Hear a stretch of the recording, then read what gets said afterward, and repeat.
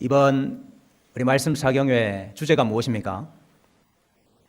로마서의 복음입니다. 자, 여러분, 로마서의 복음이 무엇이었습니까? 첫째 날 1장부터 8장까지 우리 로마서의 복음이 무엇이었죠? 복음은 모든 믿는 사람을 구원하시는 하나님의 의. 하나님의 의. 그것이 복음이라 그랬습니다. 의로우신 우리 하나님께서 죄와 불의를 그냥 넘어가실 수 없지요. 그래서 그 의로운 심판을 우리에게가 아니라 아들 예수 그리스도께 다 쏟으시고 우리는 그 심판을 면하게 하셨습니다. 그래서 우리를 위하여 십자가에 달리신 그 예수 그리스도를 믿는 자에게 하나님께서 그 의를 거저 주십니다. 하나님의 의는 사람의 의를 배격합니다. 사람의 행위나 사람의 공로가 아니라 하나님의 주권적인 선택으로, 믿음으로, 은혜로 구원을 주시는 하나님의 의, 그것이 복음이라 그랬습니다. 자, 둘째 날 9장부터 11장까지 복음이 무엇이었습니까? 복음은 이스라엘을 향한 하나님의 약속의 완성입니다. 이스라엘을 향한 하나님의 약속이 뭡니까? 구약 아닙니까? 구약. 예언약 구약. 그 구약을 완성시키는 것이 복음이다. 그랬습니다. 구약시대 택하신 이스라엘 백성들, 그들은 계속해서 거역하고 그들은 계속해서 실패했습니다. 그러나 복음은 그 거역하는 자들 중에서도 남은 자를 남겨두시고 남은 자를 구원하시고 또 이 복음을 이방 온 세상에 전파되게 하셔서 하나님의 약속을 성취하고 하나님의 약속을 다 이루게 되었다 하는 것입니다. 그래서 하나님은 약속에 신실하신 분이시고 하나님의 부르심에는 후회하심이 없다. 이스라엘을 향한 하나님의 약속을 완성하는 것이 복음이다. 그랬습니다. 혹시나 첫째 날, 둘째 날 못 온 사람을 위해서 지금 복습하는 거예요. 자, 오늘 마지막 셋째 날 12장부터 16장이 말씀하시는 복음이 무엇일까요? 로마서의 복음이 무엇이겠습니까? 자, 여러분 12장 다 읽으셨죠? 네? 12장부터 마지막 16장까지 다 읽으셨죠? 예, 우리 청년부 보니까 야, 그래? 필사 다음에 선물 준다 그랬더니 피곤해 죽겠는데도 필사 열심히 하고 있습니다, 지금. 근데 여러분 12장부터 딱 읽으니까 어떤 마음이 듭니까? 뭔가 좀 다른 느낌이 들지 않던가요? 1장부터 11장하고 12장을 딱 읽으니까 뭔가 좀 지금하고는 다르다, 지금까지와는 좀 다르다, 그런 생각이 들지 않으시던가요? 읽어보기는 하셨죠?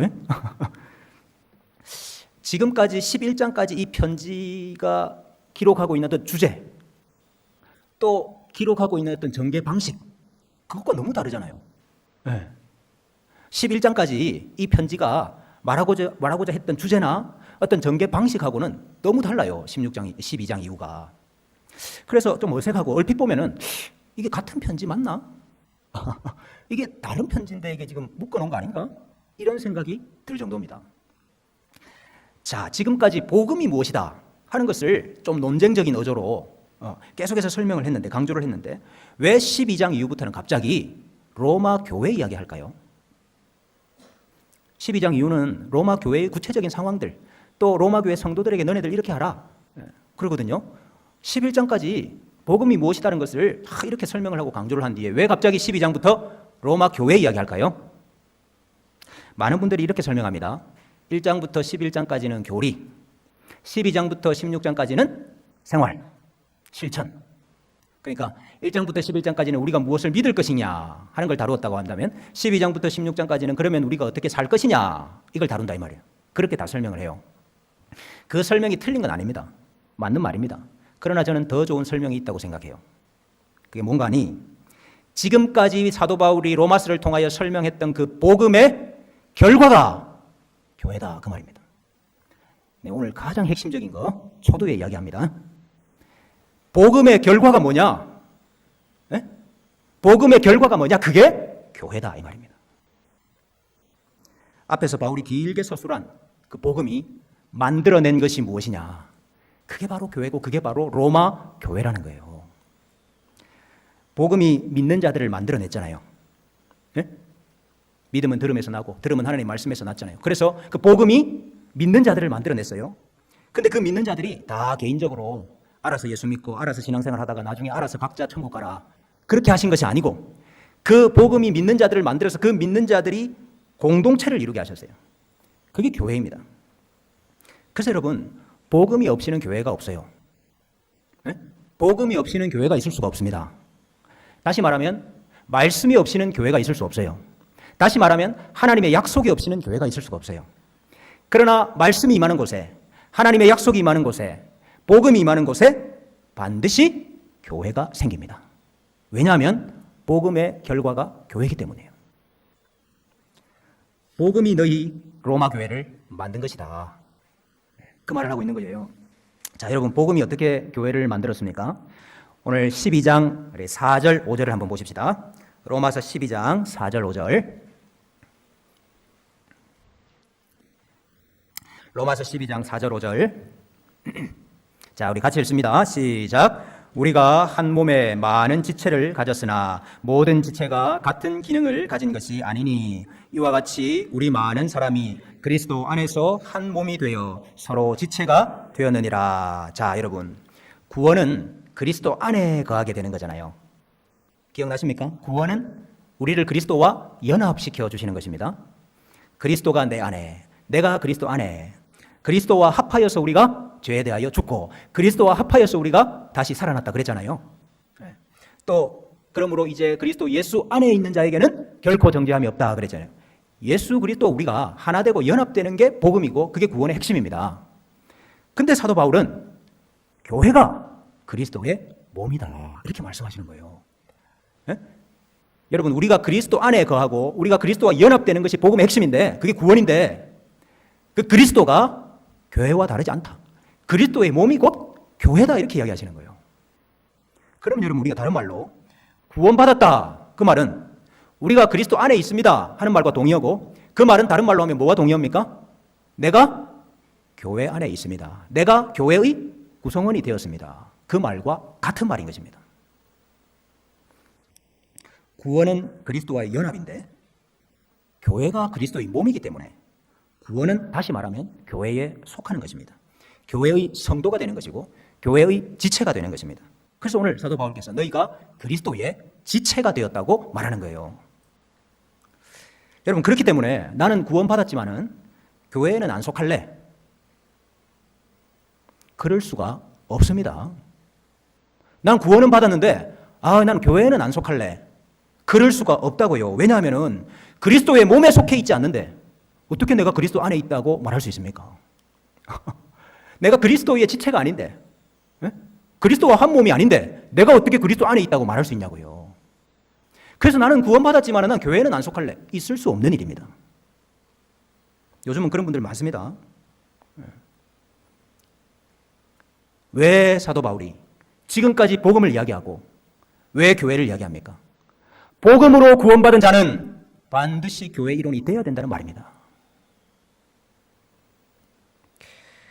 이와 같이 우리 많은 사람이 그리스도 안에서 한 몸이 되어 서로 지체가 되었느니라. 예.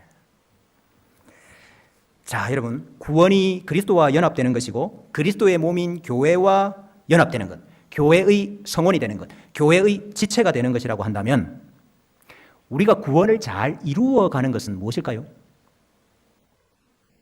우리가 구원을 잘 이루어가는 것은 어떻게 하는 것일까요? 주님의 몸 된 교회를 잘 섬기는 겁니다. 우리가 교회를 섬기는 것이 무엇과 관련이 있다는 말입니까, 지금? 네? 우리가 교회를 섬기는 것이 무엇과 관련이 있어요? 우리 구원과 관련이 있습니다. 이 말은 교회를 잘 안 섬기면 구원을 못 받는다는 뜻이 아니고, 네? 교회 잘 안 섬기면 구원 못 받는다는 말이 아니라 구원받은 결과가 반드시 교회를 섬기도록 하는 것이 되게 돼 있다 이 말이에요. 구원받은 결과로 반드시 교회를 섬겨야 된다 이거예요. 왜냐하면 그것이 우리에게 주신 구원을 이루어가는 방법이기 때문입니다. 구원과 교회를 섬기는 것은 딱 붙어 있습니다. 구원은 받았는데 교회는 나하고 무슨 상관이야? 교회는 난 모르겠다. 그럴 수가 없습니다. 교회는 어떻게 되든지 나는 모르겠다. 뭐 이렇게 되든 저렇게 되든 나만 잘 믿으면 되지. 그럴 수 없습니다. 왜냐하면 우리에게 주신 구원을 이루어가는 방법이 뭐냐? 주님의 몸 된 교회를 잘 섬기는 것이기 때문입니다. 교회를 잘 섬기는 것은 구원에 대한 마땅한 결과이고 구원에 대한 마땅한 반응이고 구원에 대한 마땅한 감사입니다. 그리고 우리의 구원을 이루어가는 길인 것입니다. 자, 그래서 복음으로 구원받은 성도는 교회를 잘 섬겨야 됩니다. 우리 로마서 12장 우리 6절부터 8절까지 말씀 한번 보십시다. 로마서 12장 6절부터 8절까지.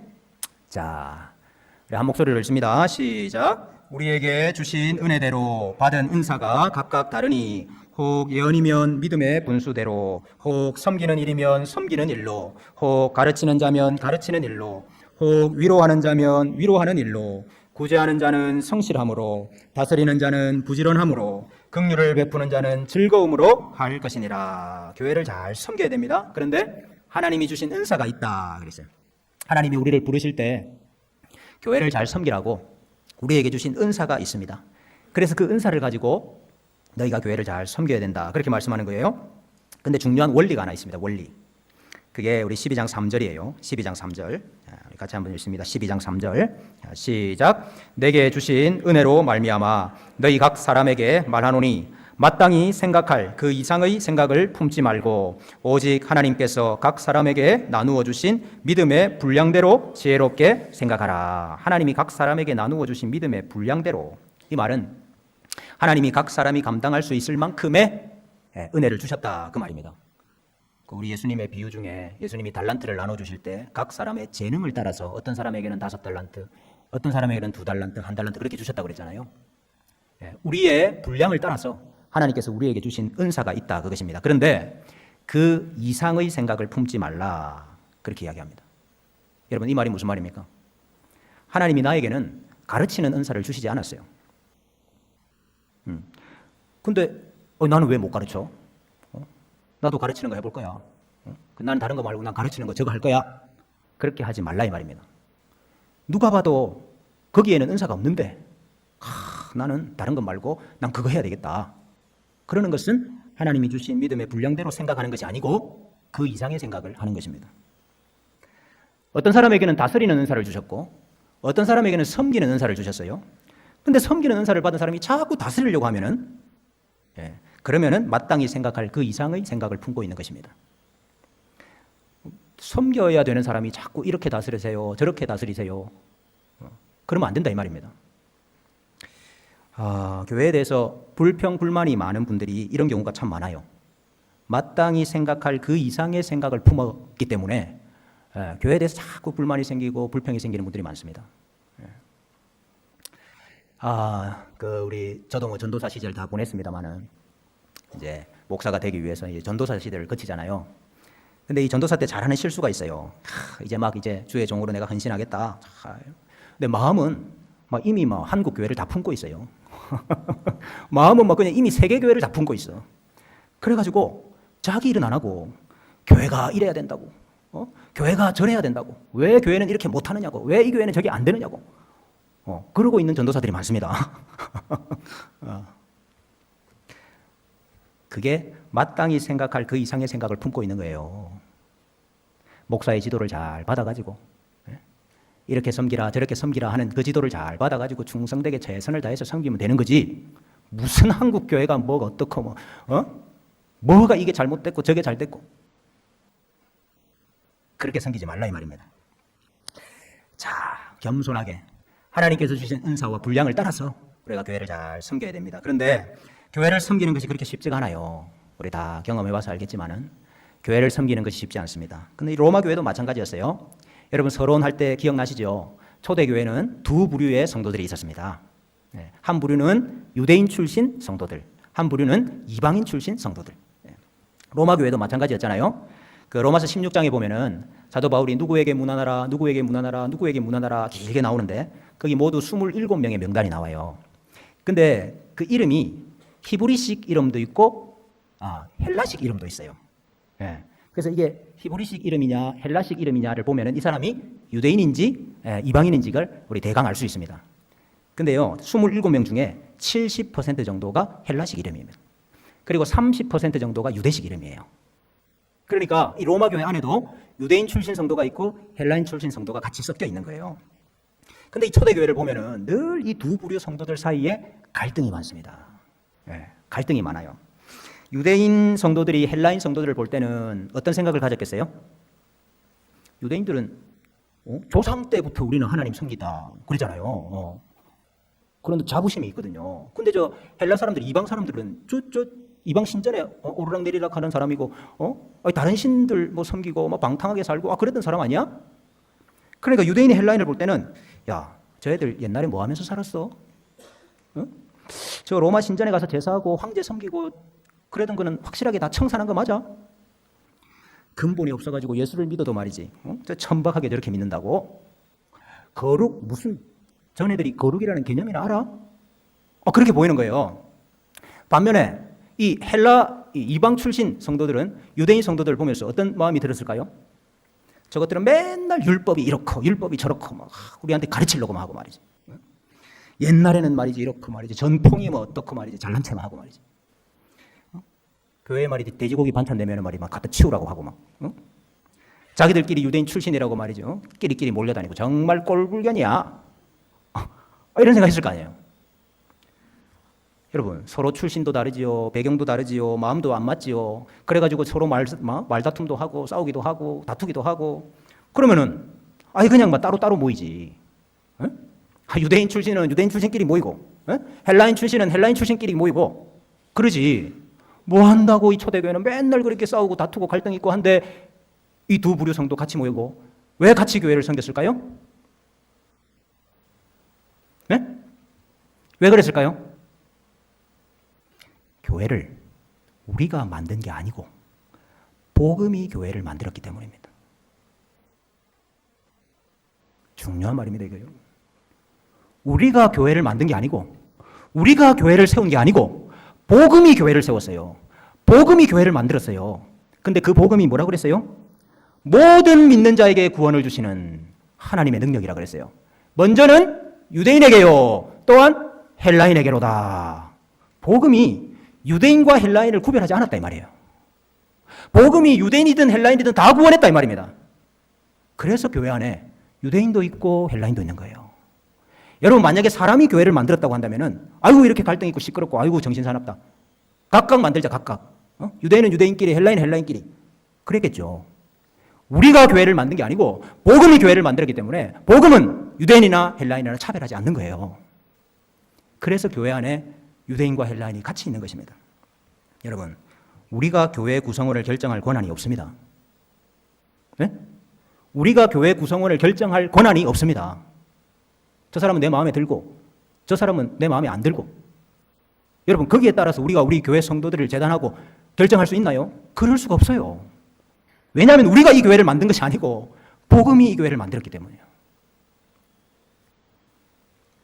하나님이 그를 선택하고 하나님이 그를 부르셨고 하나님이 그에게 믿음을 주셔가지고 이 교회 안에 예수 그리스도의 몸에 한 지체가 되게 하신 거예요.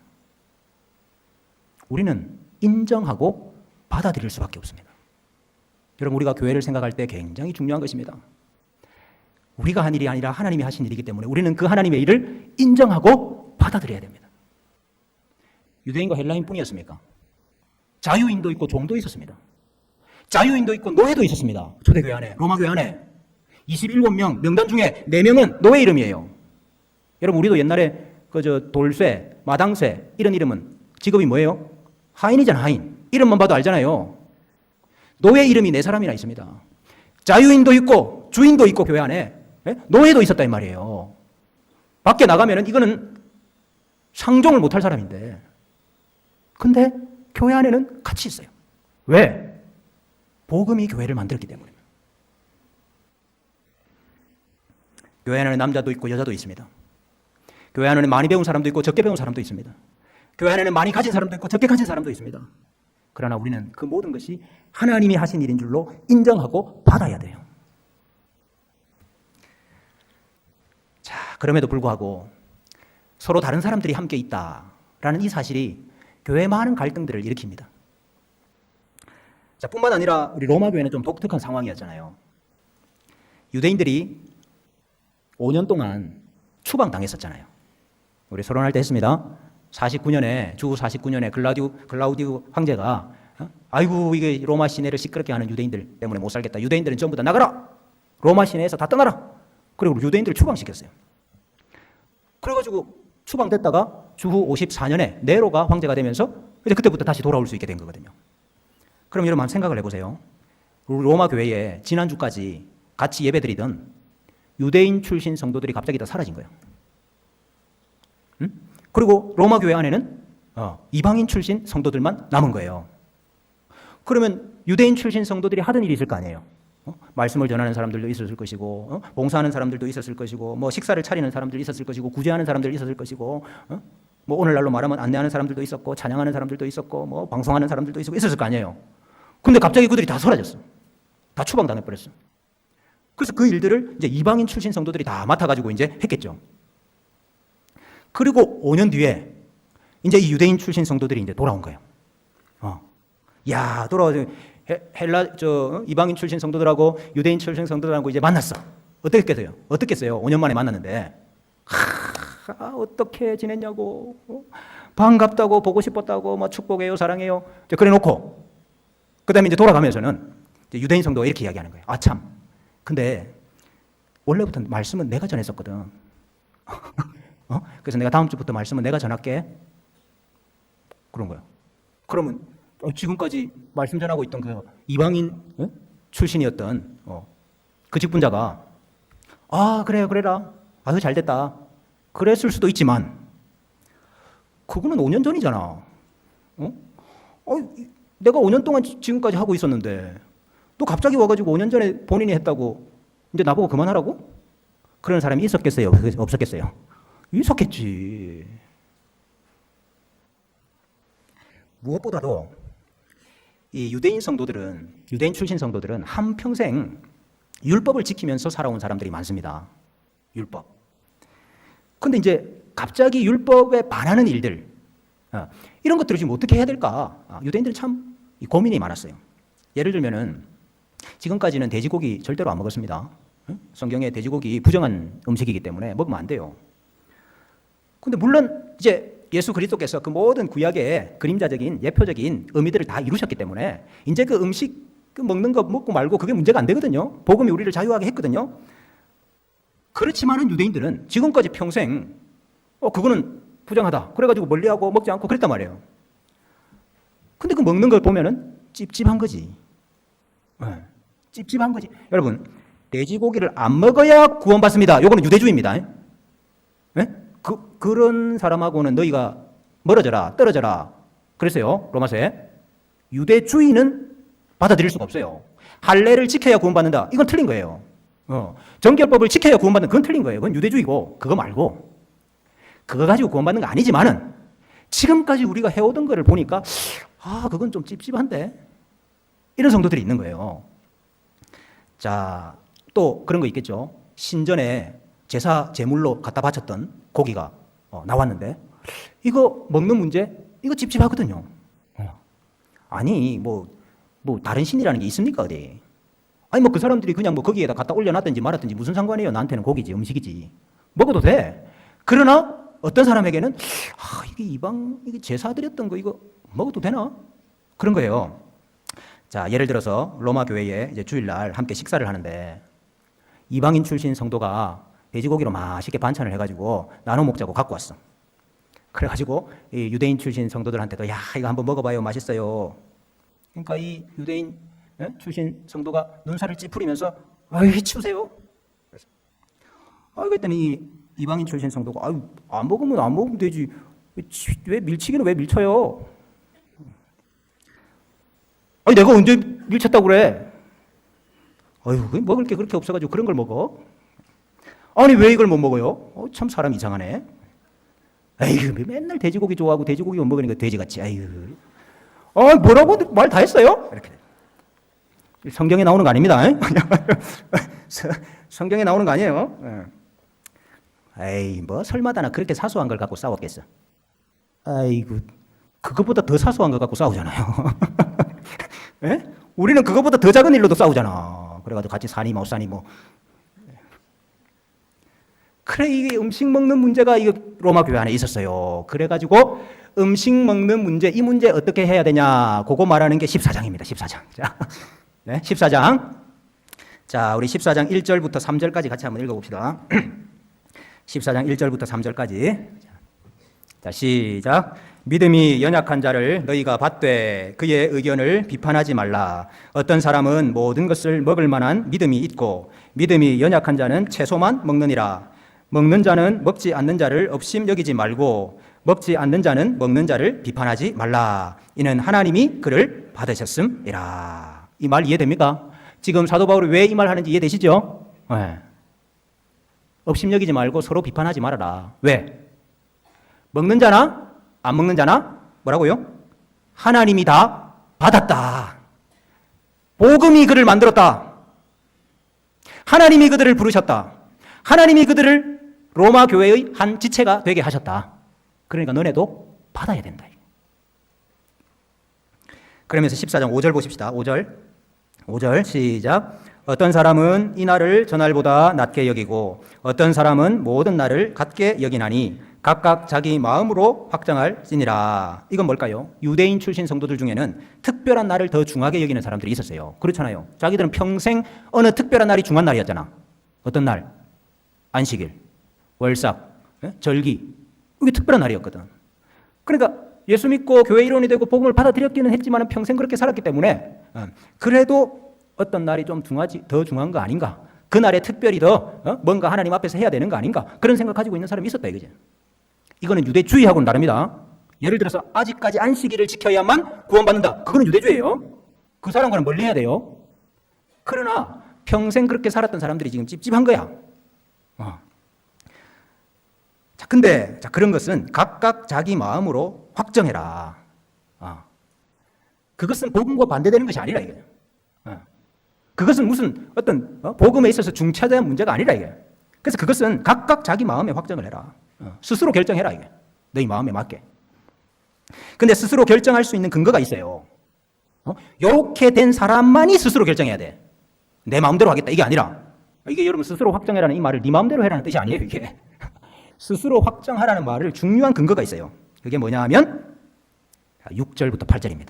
자, 6절부터 8절. 자, 시작. 나를 중히 여기는 자도 주를 위하여 중히 여기고 먹는 자도 주를 위하여 먹으니 이는 하나님께 감사함이요 먹지 않는 자도 주를 위하여 먹지 아니하며 하나님께 감사하느니라. 우리 중에 누구든지 자기를 위하여 사는 자가 없고 자기를 위하여 죽는 자도 없도다. 우리가 살아도 주를 위하여 살고 죽어도 주를 위하여 죽나니 그러므로 사나 죽으나 우리가 주의 것이로다. 아멘. 여러분 이 말 이해됩니까? 스스로 마음에 확정해라.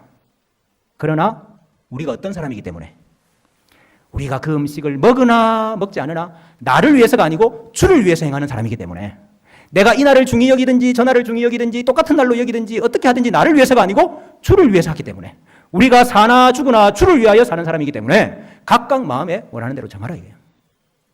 그러나 마지막 심판할 자는 하나님이십니다. 지금 성도들이 그거를 판단하고 심판하는 게 아니고 마지막 날 하나님이 심판한다 그 말을 해요. 12절 보십시오. 12절. 이러므로 우리 각 사람이 자기 일을 하나님께 직고하리라. 하나님 앞에서 자기 자신이 선택하고 결정했던 거 책임져야 된다 이 말이에요. 주를 위해서 한 일인지 아니면 주를 위해서 한다고 하면서 자기를 위해서 한 일인지 그거 하나님 앞에 직고해야 될 때가 있다 이 말이에요. 우리 그런 경우 참 많습니다. 제가 예전에 한번 강남에 있는 한 교회에 찾아갔던 적이 있는데 그 교회 그날 비가 왔는데요. 교회당 저 지붕에 비가 새는 거야. 예배실에. 그래가지고 그 빨간색 그 있잖아요. 그 통. 제 고향 언어로는 다라이. 그거를 두세 개 이렇게 예배실 안에 받쳐놓은 거예요. 비 떨어지고 있는. 근데 그 모습을 장로님들이 자랑을 하는 거야. 자랑을. 뭘 자랑하는지 압니까? 우리는 교회당 건물에 돈 안 쓴다. 우리는 교회당 건물 이런데 이건 중요하지 않기 때문에 우리는 이런데 돈 안 쓰고 우리는 더 중요한데 돈을 쓰겠다. 우리는 그런 교회다. 우리는 본질을 더 추구하고 우리는 그렇게 청빈한 교회다. 자발적인 가난을 실천하는 그런 교회다. 그러더라고요. 제가 속으로 욕을 했습니다. 너희 집에, 죄송합니다. 너희 집에, 너네 집에 지붕에 물이 새면은, 나는 검소한 사람이야. 나는 안 고쳐. 그러고 살 거예요? 그게 교회를 위한 겁니까? 그게 주를 위한 겁니까? 아니면 나는 검소하고 나는 청빈하고 우리는 더 본질에 충실한 교회라 자기를 자랑하기 위한 겁니까? 도대체? 우리가 그런 경우가 많아요. 말은 주를 위해서인데 사실은 자기를 위해서라. 사실은 내 이름을 위해서라. 내 명예를 위해서라. 각각 결정해라. 각각 마음을 확정해라. 그러나 하나님 앞에서 짓고 해야 될 때가 있다. 주를 위하여 한 것인지 너를 위해서 한 것인지 짓고 할 때가 있다. 자, 각각 자기가 하나님 앞에서 결정하고 각각 자기가 주를 위해서 결정해야 될 문제도 있지만은 그러나 또 서로 돌아보고 서로 협력해야 되는 것도 있습니다. 그게 우리 13절이에요. 13절. 자, 13절. 14장 13절 시작. 그런즉 우리가 다시는 서로 비판하지 말고 도리어 부딪힐 것이나 거칠 것을 형제 앞에 두지 아니하도록 주의하라. 이게 무슨 말입니까? 각각 결정해서 하나님 앞에서 주를 위하여 행하는데 너네들은 서로 비판하지 말라 이 말이에요. 그리고 형제를 위해서 해야 될 일이 뭡니까? 부딪힐 것이나 거칠 것을 치워주라. 네. 다시 말하면은 나는 돼지고기 먹지만 저 형제는 이걸 아주 싫어하고 찝찝하게 생각하고 그러면은 먹으라고 하지도 말고 그 앞에서 본인도 먹지 말고 먹으면서 맛있다고 하지 말고 그 형제가 부딪혀서 넘어질 것 같은 거, 그 형제가 거침이 돼가지고 넘어질 것 같은 거, 그거 치워주라 이 말이에요. 자, 14장 15절 시작. 만일 음식으로 말미암아 내 형제가 근심하게 되면 이는 네가 사랑으로 행하지 아니함이라. 그리스도께서 대신하여 죽으신 형제를 내 음식으로 망하게 하지 말라. 먹는 거 그게 뭐가 중요한 거라고? 먹어도 되고 안 먹어도 되는 거, 그게 뭐가 중요하다고? 그거 가지고 그리스도께서 대신하여 죽으신 형제를 망하게 하지 마라. 그러면서 우리가 잘 아는 14장 17절 말씀이 나옵니다. 17절 시작. 하나님의 나라는 먹는 것과 마시는 것이 아니요 오직 성령 안에 있는 의와 평강과 희락이라. 그렇습니다. 하나님이 세우실 하나님의 나라, 교회는 먹고 마시는 거 이게 중요한 게 아니고 성령 안에 있는 의, 하나님이 주신 의, 구원, 복음, 그것으로 인한 평강, 그것으로 함께 기뻐하고 즐거워하는 것, 그게 하나님 나라다. 그게 교회다. 그러면서 마지막 20절 같이 시작. 음식으로 말미암아 하나님의 사업을 무너지게 하지 말라. 만물이 다 깨끗하되 그리낌으로 먹는 사람에게는 악한 것이라. 음식으로 말미암아 하나님의 사업을 무너지게 하지 말라. 하나님의 사업이 뭡니까? 네? 하나님의 사업이 뭡니까? 여기 하나님의 에르곤, 일이라는 말입니다. 일. 하나님의 일을 무너뜨리지 마라. 하나님의 일이 뭐예요? 교회 세우는 겁니다. 네? 이 땅에 주의 몸된 교회를 세우는 게 하나님의 일입니다. 그게 하나님의 사업이라고요. 그런데 그 하나님의 일을, 그 하나님의 사업을 음식 문제, 그것 가지고 무너뜨리지 마라. 무너지게 한다는 말은 건물을 무너뜨린다라는 단어입니다. 성전 파괴를 예언할 때 계속 이 단어 사용해요. 하나님이 세워가시는 이 건물, 하나님이 세워가시는 교회라는 이 건물을 그런 문제 가지고 무너뜨리지 마라. 그렇게 이야기하죠. 여러분, 이것은 교회의 여러 가지 문제에 다 적용이 되는 것입니다. 핵심은 우리가 그 사람을 나와 다른 생각을 가지고 있고 나와 다른 판단을 하고 나와 다른 결정을 나와 다르게 스스로 확정한 그 성도를 받는 것입니다. 자, 그래서 15장 1절부터 3절까지, 자, 15장 1절부터 3절까지 같이 읽습니다. 시작. 믿음이 강한 우리는 마땅히 믿음이 약한 자의 약점을 담당하고 자기를 기쁘게 하지 아니할 것이라. 우리 각 사람이 이웃을 기쁘게 하되 선을 이루고 덕을 세우도록 할지니라. 그리스도께서도 자기를 기쁘게 하지 아니하셨나니 기록된 바 주를 비방하는 자들의 비방이 내게 미쳤나이다 함과 같으니라. 나를 기쁘게 하지 말고 다른 성도들을 기쁘게 해라. 내 만족이 아니라 다른 성도들 만족을 위해서 섬겨라. 왜 우리가 그렇게 해야 되는데요? 왜 우리가 그렇게 해야 되는데요? 뭐라고 답합니까? 그리스도께서도 자기를 기쁘게 하지 아니하셨지 않느냐. 에? 아니, 예수님을 만족시키고 예수님을 기쁘게 하려고 그러면은 뭐 하려고 십자가를 지십니까? 에? 뭐 하려고 너를 위해서 내 몸을 줍니까? 우리 예수님도 예수님을 기쁘게 하지 않았잖아. 너희도 너희 자신을 기쁘게 하지 말고 네 형제들을 기쁘게 해라. 7절, 15장 7절 시작. 그러므로 그리스도께서 우리를 받아 하나님께 영광을 돌리심과 같이 너희도 서로 받으라. 여러분, 이것이 제일 중요한 것입니다. 예수님께서 우리를 받아주셨잖아요. 죄가 없어서 받았습니까? 허물이 없어서 받았습니까? 깨끗해서 받았습니까? 죄 많고 허물 많고 연약함 많고 실수함 많은 우리를 그리스도께서 받아주셨잖아요. 너희도 죄 많고 허물 많고 약점이 많고 연약한 성도들 너희도 받으라. 복음이 교회를 세웠습니다. 그런데 그 복음이 죄인인 나도 받으셨거든요. 죄인인 나도 받아서 구원해 주셨거든요.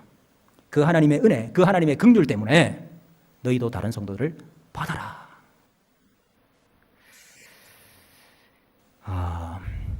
방구 끼고 똥 싸고 그래도 받아야 돼. 아이고, 어디서 냄새가 나는가 했더니 이 사람이 방구 꼈네. 아유, 이 사람이 여기다가 똥을 싸놨다고 막 동네방네 나팔 불고 다니지 마시고 방구를 끼고 똥을 싸고 그래도 받아야 돼. 또 이게 진짜 또 방구 끼고 똥 싸는 걸로 이야기하려 또 방구 낀다는 게 무슨 말입니까? 실수한다는 말이에요. 똥 싸는 건 뭡니까?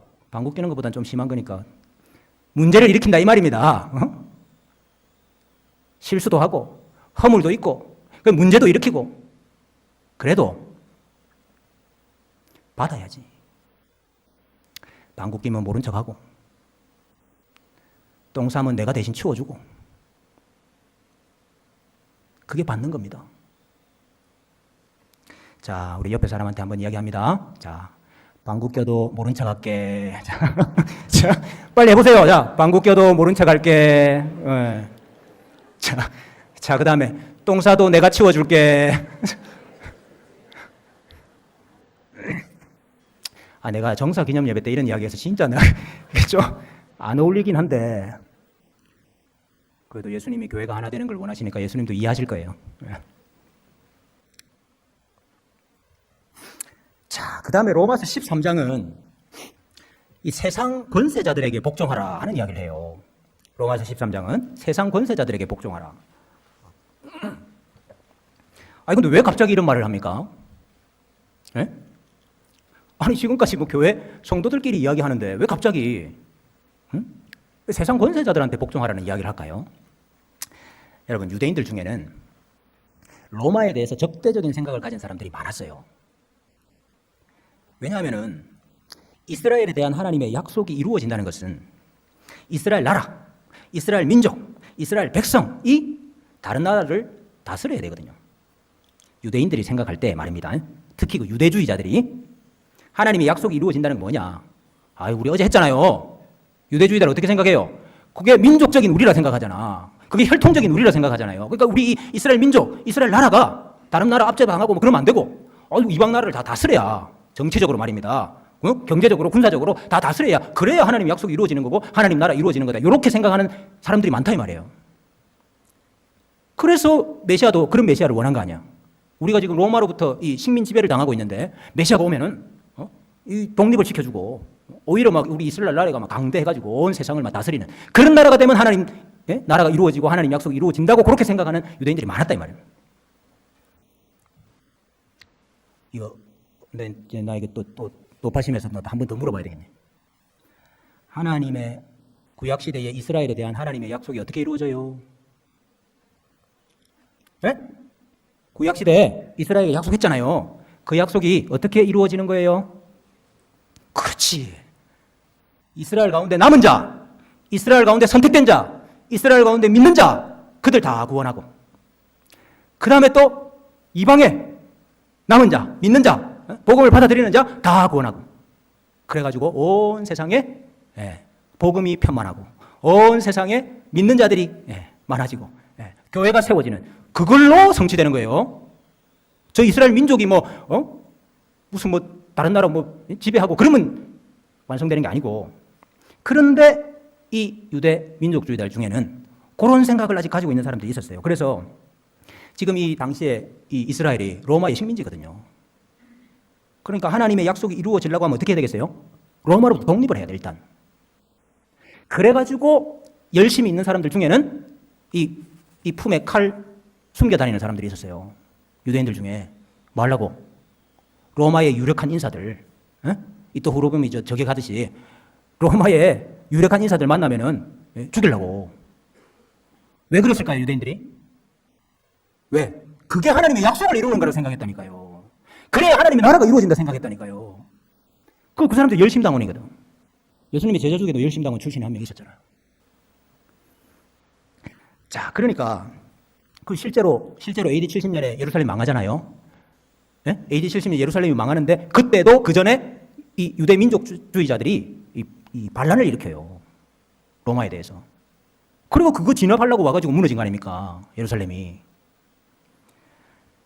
자, 그러니까 이 로마 교회 성도들 중에도 로마 황제나 로마 제국에 대해서 저항해야 된다. 불복종해야 된다. 이렇게 생각하는 사람들이 있었던 거라. 그래서 사도 바울이 오늘 로마서 13장 이야기하는 겁니다. 자, 13장 1절. 13장 1절 시작. 각 사람은 위에 있는 권세들에게 복종하라. 권세는 하나님으로부터 나지 않음이 없나니 모든 권세는 다 하나님께서 정하신 바라. 자, 사도 바울이 이야기하는 것은 모든 권세는 다 하나님께서 주신 것이다. 하나님의 손에 있는 것이고 하나님의 그 절대 주권 안에 세상 권세도 들어가 있다. 근데 하나님은 그 세상 권세를 어떻게 사용하시느냐? 교회를 위해서 사용하십니다. 교회를 위해서. 세상의 권세들을 교회를 위해서 사용을 했어요. 예를 들어 볼게요. 왜 야곱의 식구들이 애굽으로 이주하게 됐습니까? 왜 애굽 왕의 통치를 받게 됐어요? 이거 지금 창세기 그 마지막 부분 이야기하는 거예요. 야곱 식구들 전부 다 애굽으로 내려갔잖아요. 애굽에 이주하게서 살았잖아요. 애굽 왕의 통치를 받게 됐잖아요. 왜요? 왜? 하나님이 그렇게 가게 했잖아요. 하나님이 그렇게 가게 했잖아요. 뭐 때문에? 뭐 때문에?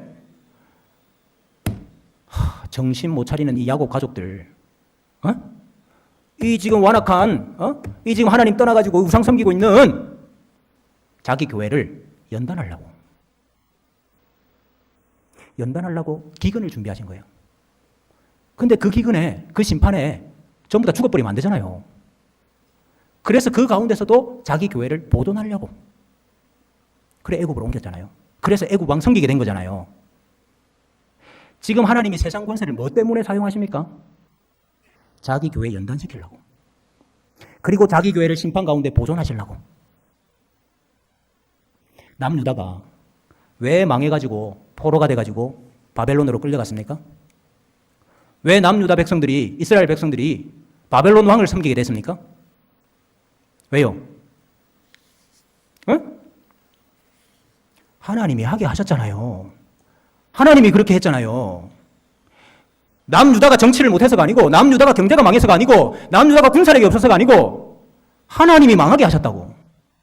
하나님이 끌려가게 하셨다고. 하나님이 바벨론 왕을 섬기게 하셨다고. 왜요? 자기 교회를 연단하시려고. 근데 다 죽어버리면 됩니까? 그러면 안 되지. 하나님의 약속에 문제가 생기는데. 그래서 그 가운데서도 자기 교회를 보존하려고, 보호하려고. 그래서 바벨론에 갖다 놓은 거예요.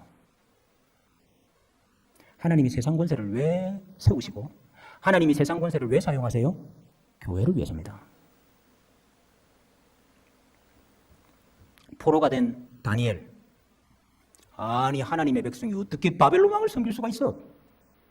나는 하나님만 섬기는 백성인데 나는 저 바벨론 왕은 절대로 못 섬겨. 그랬습니까? 네? 그랬어요? 다니엘이 왕궁에 살았습니다. 다니엘이 왕의 신하였습니다. 바벨론 왕을 섬겼다고요, 다니엘이. 이방 나라가 좋아서 섬겼습니까? 네? 바벨론 왕이 좋아가지고 바벨론 왕을 섬겼어요? 다니엘이 어떻게 생각했기 때문입니까? 하나님이 바벨론 왕을 세우셨다. 하나님이 지금 나를 바벨론의 포로가 되게 하셨다. 교회를 심판하시고, 교회를 연단하시고, 교회를 보존하시고, 교회를 보호하려고.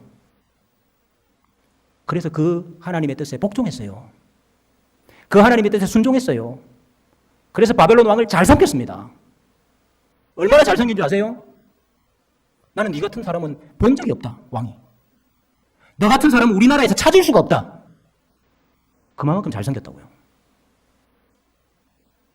와, 너는 하나님의 신에 감동된 사람이다. 어? 인정을 했어요. 그런데 간혹 바벨론 왕 중에 어떤 왕은 우상 신을 만들어 놓고는 거기 다 절하라 그러기도 했어요. 그때도 예 그러고 절했습니까? 네? 그때 어떻게 했어요? 죽이세요. 풀무불에 집어넣으세요. 사자굴에 집어넣으세요. 그래도 나는 하나님께만 경배해야 됩니다. 신앙의 지조, 신앙의 절개, 그것은 양보할 수가 없어요.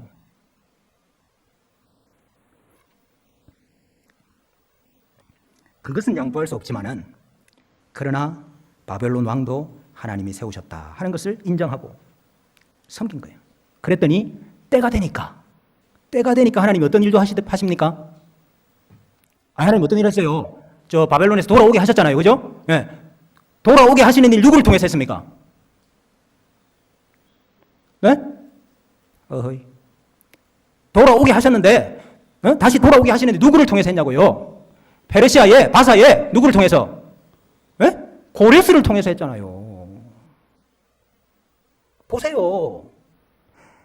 교회를 연단하고 교회를 정화하기 위해서는 악한 왕을 세워가지고 핍박도 하게 하셔요. 순교도 하게 하셔요. 근데 내가 내 백성을 이제 구원해야 되겠다. 건져야 되겠다. 그러면은 이방 왕을 들어가지고 너네들 빨리 다 가라. 이스라엘로 다 돌아가라. 그냥 가지 말고 벤손으로 가지 말고 내가 왕궁에 이것저것 다 챙겨줄 테니까 들고 가라. 그래가지고 이거 갖고 가서 성전 세워라. 그렇게도 사용하신다 이 말이에요. 하나님은 세상의 권세를, 세상의 권력을 교회를 위해서 사용하십니다. 하나님이 뭐 이방 그 왕에게 관심이 있는 게 아니에요. 하나님의 관심은 교회에 있습니다. 자기 백성에게 있다고.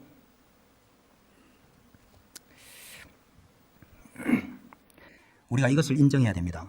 이 세상의 권세자들이 자기 마음대로 권세를 부리는 것 같지만은 하나님이 그렇게 하시는 것이고 허용하시는 것이고 허락하시는 것이고 그리고 하나님이 그렇게 하시는 이유는 교회를 위해서. 때로는 교회를 연단하고 때로는 교회를 정화하기 위해서 때로는 교회를 보호하고 때로는 교회를 보존하고 때로는 교회를 구원하기 위해서 세상 권세자들을 사용하신다 하는 것입니다. 그래서 여러분 우리가 이 신앙의 이 절개의 문제, 우리 믿음의 문제에 대해서는 결코 양보할 수가 없어요. 그것은 우리의 목숨을 내놓고 노해야 되는 것입니다. 로마 황제가 황제를 숭배하라 그랬을 때에 로마 교회 성도들은 인간 횃불로 타 죽었습니다. 로마의 황제를 신으로 경배하라 했을 때 사자, 밥이 되어서 죽었습니다. 순교했습니다. 그때는 하나님께서 순교의 피를 원하시는 때입니다. 그때는 하나님이 순교의 피를 원하시는 때라고요. 그러나 이 세상은 나쁜 거 아니야? 로마는 나쁜 거 아니야? 나쁜 놈들이야. 그래서 우리는 세금 안 내. 우리는 관세도 안 내. 우리 조세 안 내. 그렇게 하지 말라고 지금 나와 있잖아요, 지금. 에? 13장 어디 나옵니까? 13장 7절. 13장 7절. 아, 우리 세금 안 낼래. 뭐 세금 내가지고 로마 좋게 하고 뭐 로마 황제 섬기는 거 아니야, 그거는? 그렇게 하지 말라 이 말입니다. 에? 무작정 나는 로마 못 섬기겠다. 그래 데모하고 폭동 일으키고 저항하고 그러지 말라 이 말입니다. 여러분, 우리는 나라를 위해서 기도해야 돼요. 여러분, 우리 대한민국의 대한민국의 주권이 어디 있습니까? 네? 대한민국의 주권이 누구에게 있습니까? 국민에게 있긴 뭘 국민에게 있어. 대한민국의 주권은 하나님께 있습니다, 여러분. 예? 이 나라를 다스리는 분도 하나님이에요. 우리나라가 교회를 박해하고 교회를 핍박하는 나라가 아니라 교회를 보호하고 교회를 보존하는, 교회의 확장과 전도와 선교를 독려하는 나라가 되게 해달라고 기도해야 됩니다. 그리고 여러분, 나라를 욕하고 나라를 걱정하기 전에 교회를 걱정해야 돼요. 하나님은 이 세상 권력을 교회를 위해서 사용하신다니까요. 교회가 무슨 죄가 있나? 교회가 무슨 허물이 있나? 우리가 하나님 앞에 무슨 죄를 저질렀나? 그걸 먼저 돌아보고 그걸 먼저 회개해야 됩니다. 여러분, 세상 정치를 가지고 교회를 무너뜨리지 마십시오. 아까 사도 바울이 음식을 가지고 하나님의 일을 무너뜨리지 말라 그랬는데, 여러분, 이 세상의 정치를 가지고 하나님의 일을 무너뜨리지 마십시오. 이 세상의 권세와 이 세상의 권력은 하나님께 달린 겁니다. 자, 여러분, 왜 우리가 교회에 속해야 됩니까? 왜 우리가 교회를 섬겨야 됩니까? 왜 우리가 교회를 사랑해야 됩니까? 구원은 그리스도와 연합되는 것이고 예수님 안에 거하는 것인데, 예수님의 몸이 바로 교회이기 때문입니다. 구원을 이루는 일은 교회를 섬기는 일입니다. 우리가 예수님을 사랑합니까? 그러면 반드시 교회를 사랑해야 됩니다. 예수님 안에, 그리스도 안에, 이것이 바울 신학의 핵심입니다. 바울이 가르친 핵심이 뭐냐? 한마디로 말하면 그리스도 안에, 예수님 안에이거든요. 근데 여러분, 신약 성경에서 그리스도 안에, 예수님 안에 가장 많이 나오는 장이 로마서 16장입니다. 로마서 16장에 주 안에, 그리스도 안에, 예수 안에가 가장 많이 나와요. 뭐 하면서 나옵니까? 네? 로마서 16장에 뭐 하면서 그렇게 많이 나와요? 예수 안에서 나의 동역자들에게 문안하라. 주 안에서 누구에게 문안하라. 주 안에서 누구에게 문안하라. 그리스도 안에서 우리 동역자에게 문안하라. 로마 교회 성도들 문안하는데 앞에 하나같이 다 붙이는 게 이거예요. 주 안에서, 그리스도 안에서. 여러분, 우리가 주 안에 있다는 사실을 어떻게 합니까? 내가 주님 안에 있다, 내가 그리스도 안에 있다라는 사실을 어떻게 알아요? 우리 옆에 형제 자매들을 통해서 합니다. 여러분, 이거 중요한 거예요. 내가 주 안에 있다는 걸 어떻게 아느냐 하면 내 옆에 동일한 복음으로 동일하게 그리스도의 지체가 되어 있는 형제 자매들을 보고 한다고요.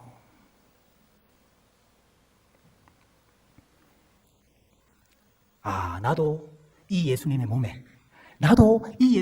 몸에 합하여져 가지고 그 몸의 한 지체가 되어 있구나. 그걸 통해서 내가 그리스도 안에 있다는 걸 안다고요. 여러분, 교회에 속해야 돼요. 주 안에 있는 성도들에게 문안하라고 합니다. 문안하다는 말은 인사한다는 뜻이에요. 인사한다. 근데 히브리서 11장 13절은 이것을 환영한다 이렇게 번역했어요. 환영하다. 인사하고 환영하고 맞이하고 받아들이고 받는 거. 왜? 저 사람이 나랑 다르고 저 사람이 나와 생각이 틀리고 나와 맞는 게 없다 할지라도 주 안에 있기 때문입니다. 복음으로 우리를 주 안에 하나가 되게 하셨기 때문입니다. 그래서 너희도 인사하고 너희도 문안하고 너희도 받고 너희도 환영하고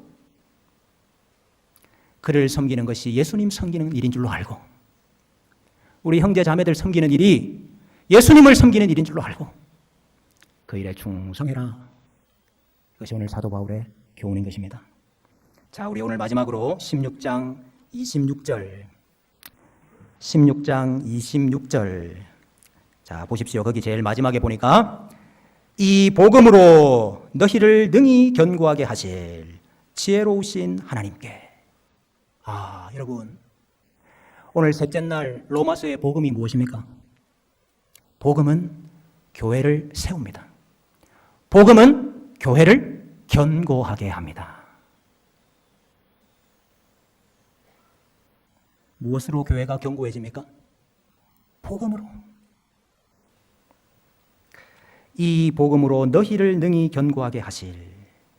여러분, 복음이 로마 교회를 세웠습니다. 복음이 로마 교회를 견고하게 했습니다. 복음이 주님의 교회를 세웠습니다. 복음이 주님의 교회를 견고하게 세우실 것입니다. 복음이 강물처럼 흘러넘쳐서 주님의 교회에 속하는 영혼들이 더 많아지게 될 것입니다.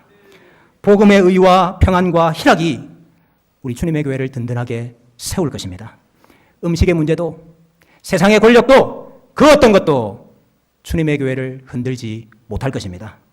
출신도 배경도 생각도 환경도 성격도 성향도 다 다르지만은 우리를 예수 그리스도 안에서 한 지체로 견고하게 세워 나가실 것입니다.